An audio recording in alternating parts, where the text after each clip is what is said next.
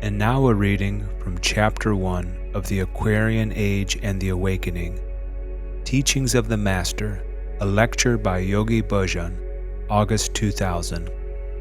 The Self-Sensory System and the Transition from the Piscean to the Aquarian Age.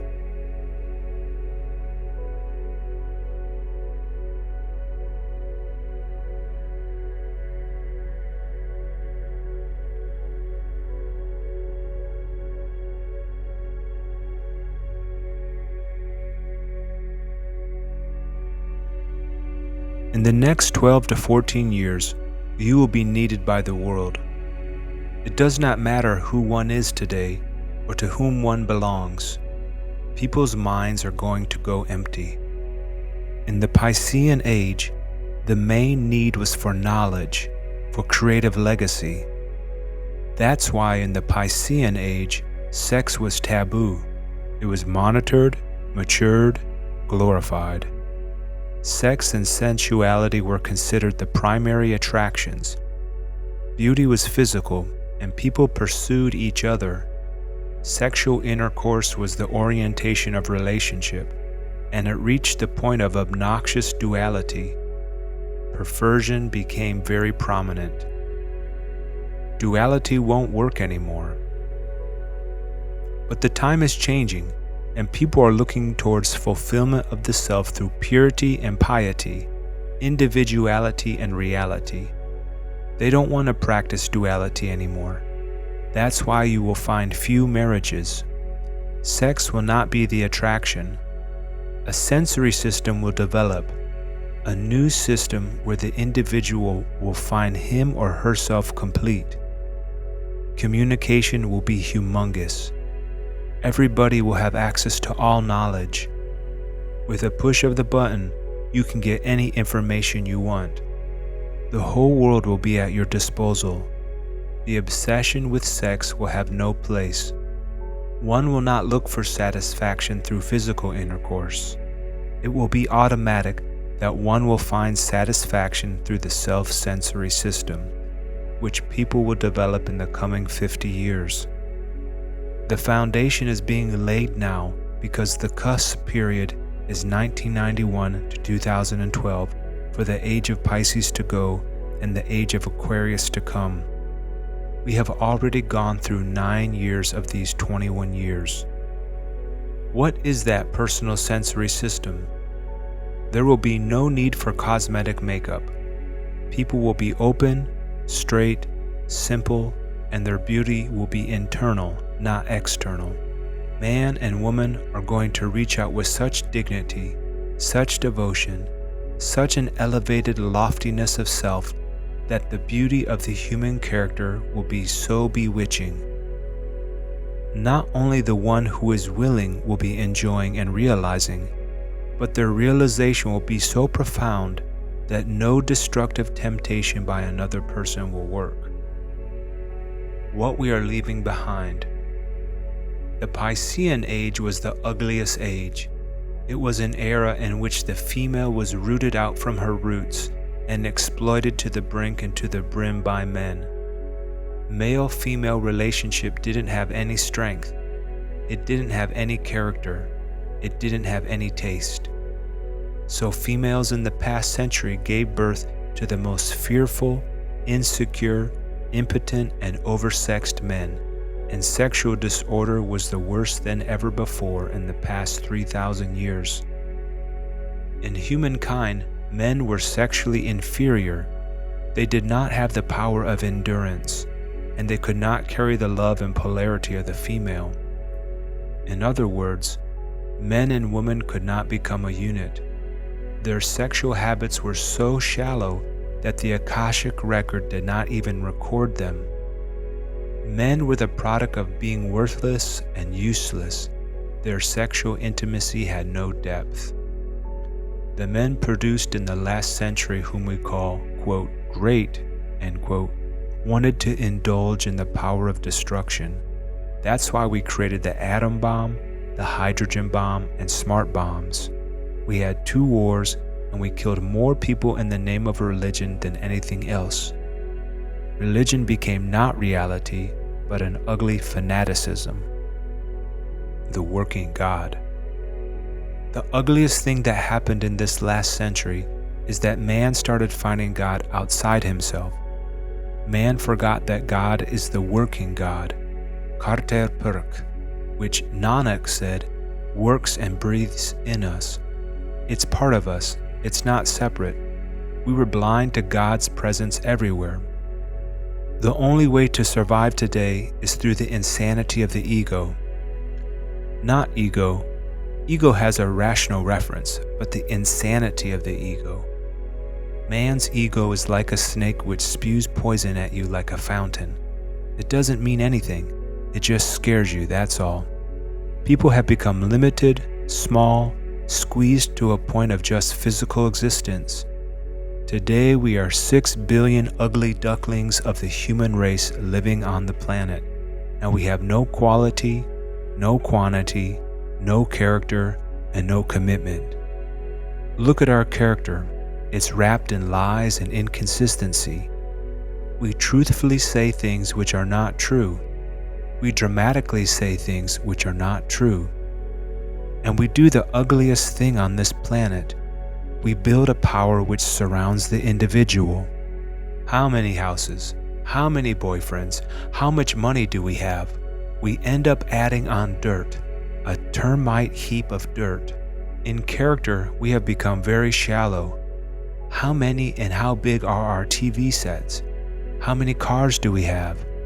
You'll never hear a person talking about how much satisfaction, how much containment, how much contentment, how much character, and how much realization he has.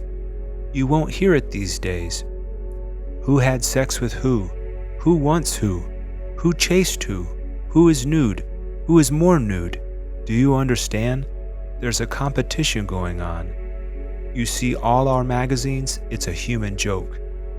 And when a race of humans starts making mockery of themselves openly and obnoxiously, nothing is sacred. So, this is the state of affairs, and it has to go on for 12 more years of this cusp period, and it will be bad for us. Building the foundation of the new age. My idea to present this to you is that many of you will try to reach out to help people or help yourself, and you will have something to understand. It's called, quote, building the foundation of the new age, end quote. The age of Aquarius will be the age of experience, where only people of experience will be liked, respected, worshipped, talked to, and understood. It's not a matter of how young or old you are, how white you are, or how black you are.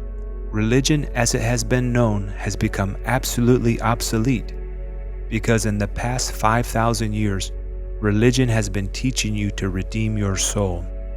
Soul is already redeemed. What you should redeem is your being cheap, shallow, worthless, useless, not true to your words, not true to your commitment, and not true to your character. That's what you should redeem. The majority of the world is nothing but a show business. You put on a show, and spirituality is nothing but a show. No human believes that they are a fact of life, a fact of existence, that they are real, that they are born in the image of God. The most magnificent Allah, most infinite God Jehovah, most pure wise Lord Buddha, whatever you want to call your God, has created you in His own image. And this is it. So God in the new age is called He, She, It. He, she, and it. And if you don't understand the totality of God as He, she, and it, then you are sh. You can put silver leaf or gold leaf on it. That is still what you are. So you are wrapped in gold, your wealth, and you think you are covered. You are wrong. You are wrapped in silver, and you think you are shining and bright, and you can make a fool of others. You are deadly wrong. The fact is, there is nothing more beautiful, more worthy, or more conscious than you. To be, to be. The time has come of self-value, and the question is not, quote, to be or not to be, end quote. The statement is, quote, to be, end quote. Quote, I am, end quote. The time has come not to search for God, but to be God.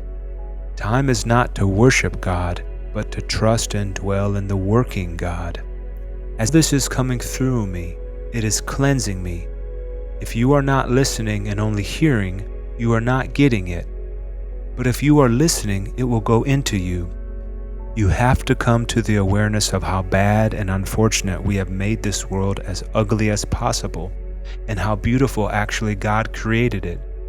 We are purely enemies of God, because God within us is in pain, and there is no God outside us. Each one is the manifestation of God, so it won't work to create God by making a stone God. Every grain of sand is God, and we have to have our subtle body, our sophisticated self to see it. In reality, you are a bunch of molecules living by the pranic body. You are nothing more, nothing less. As long as the psyche will not merge in you, equally in balance, you will have no awareness. Human existence is a combination of the pranic body and psyche energy, which is the universe, prakriti, the creation in proportion. When you have that state of mind, you are clean and clear. You stop searching, you start practicing. The oddness in you becomes even, and your flow becomes as vast as the universe, and sometimes beyond the universe. You have the authentic reach to yourself. I don't want anybody because I want everybody. This concept is very difficult. I don't want to be, quote, I, end quote. I don't want to be, quote, we, end quote. I want to be, quote, just as it is, end quote. And my run is with the flow of the psyche of the universe as it takes me, as it moves me, as it desires me. Man will stop cutting corners and come to a real existence, and it's not long from now. Any person who thinks he is great may be nothing, because the information age is so powerful and so knowable and so acknowledgeable and so understandable that nothing can work. We will not be competent to cheat each other, but we can help and deal with each other as equal. There's no beautiful, no ugly. The love of existence of our life and of our breathing will be in need of the flow of the psyche in us. Therefore, we can be a real combination of self within the self. And the sensory system which will develop automatically out of us will be our archangel protecting us and glorifying us. Living by the self-sensory system. Those who hustle and hassle and move and want will just die suffering. They'll not get anything. Now the time has come that you will have a meditative mind to wait and see what comes to you. Your mind will direct you to work towards the right channels. You will meet the right people. Our future is now, and our presence is our purity. We don't have to purify ourselves. We are pure. We simply have to not make it ugly by diversion, by concoctions, stories, and by creating meaningless romance and fantasy, and imagining things which are zero. We'll master ourselves through our service, through our character, through our commitment, and the most powerful thing which people have, our grace. Our individual grace is the most wanted today, and our projection, which will give us satisfaction, fulfillment, and exaltation, is our nobility. We will act noble, gracious, kind, and compassionate. These are our essential features.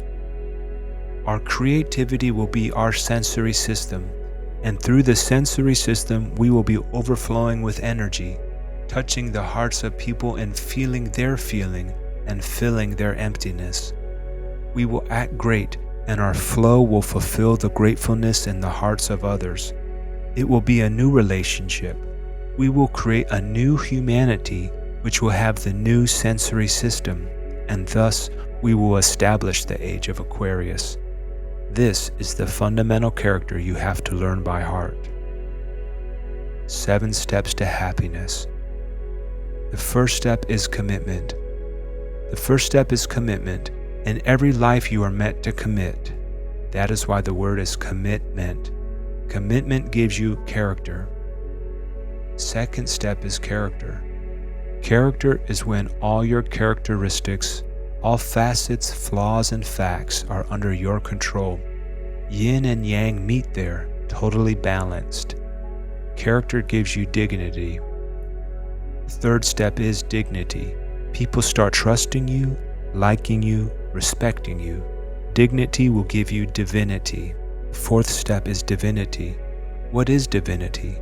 Divinity is when people have no duality about you. They trust you right away. They have no fear about you. Divinity gives you grace. Fifth step is grace.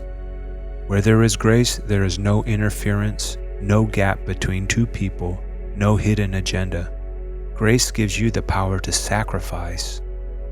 Sixth step is power to sacrifice. You can stand any pain for that person. That sacrifice gives you happiness. Seventh step is happiness. Yogi Bhajan.